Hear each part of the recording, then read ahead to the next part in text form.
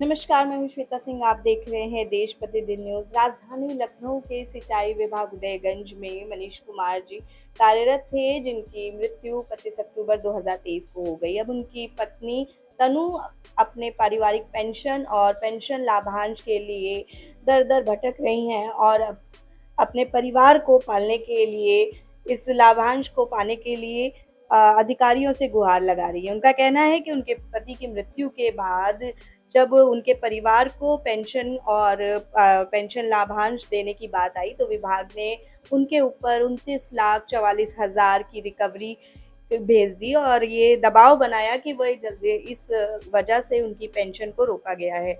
उनका कहना है कि उन्होंने इस पूरे मामले को डिप्टी सीएम ब्रजेश पाठक और केशव प्रसाद मौर्य के सामने रखा और उन्होंने ये आश्वासन दिया और साथ ही लिखित आदेश किया कि विभाग द्वारा जल्द से जल्द उनको पारिवारिक पेंशन और पेंशन लाभांश की राशि प्राप्त हो। लेकिन अधिकारियों द्वारा उनको ये राशि नहीं दी जा रही है, बल्कि 13,000 रुपए की एक और रिकवरी उनके घर भेज दी गई। उनका कहना है कि उनकी 3 बेटियां हैं और वह किडनी की बीमारी से पीड़ित हैं, डायलिसिस पे चल रही हैं और उनको अपने बच्चों को पालने के लिए और अपने परिवार को चलाने के लिए काफ़ी मशक्क़त करनी पड़ रही है। वो चाहती हैं कि जल्द से जल्द उनकी समस्या का हल हो और विभाग उनके पारिवारिक पेंशन और पेंशन लाभांश को जल्द से जल्द उनको सौंपे। आज आप मीडिया से बात कर रही हैं, तो क्या कुछ मुद्दा है जिसको लेकर आज मीडिया के सामने आई हैं आप? मेरी परेशानी ये है कि मेरे हस्बैंड 2 साल पहले एक्सपायर हुए थे।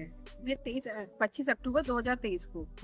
तब से लेके आज तक मुझे अभी तक सरकारी जो भी उनके भत्ते मिलते हैं वो सब कुछ मिला नहीं। उसके चक्कर में मैं ऑफिस गई थी, तो मैंने जब पता करा तो मुझे उन्होंने कहा कि मेरे पे 29 लाख की रिकवरी बनती है।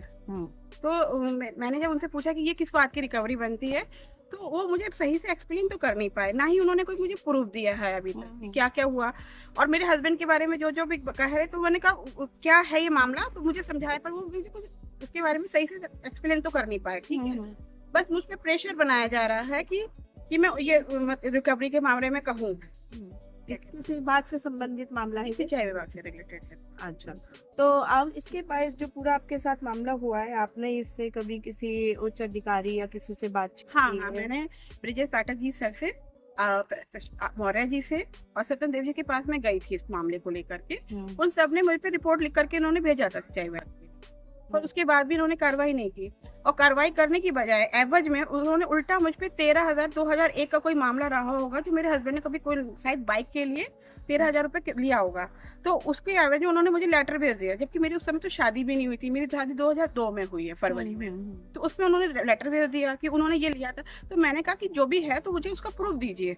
ये उसका भी प्रूफ नहीं दे रहे हैं और मुझ पर उल्टा प्रेशर बना रहे हैं कि आप लिख करके दे दीजिए कि आपके हस्बैंड के ऊपर इनका कोई भी मतलब मामला नहीं है, कि उन्होंने कोई पैसा लिया था या दिया था।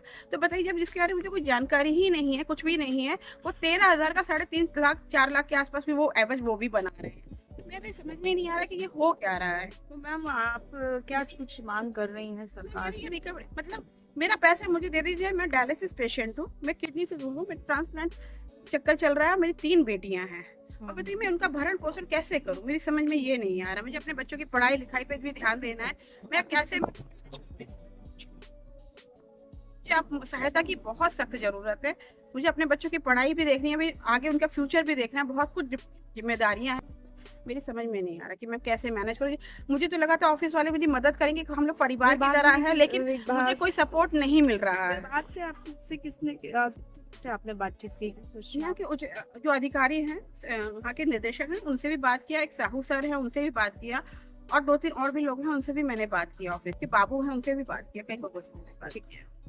चैनल देश प्रतिदिन न्यूज़ को बेल आइकन दबाकर सब्सक्राइब, लाइक और शेयर जरूर करें।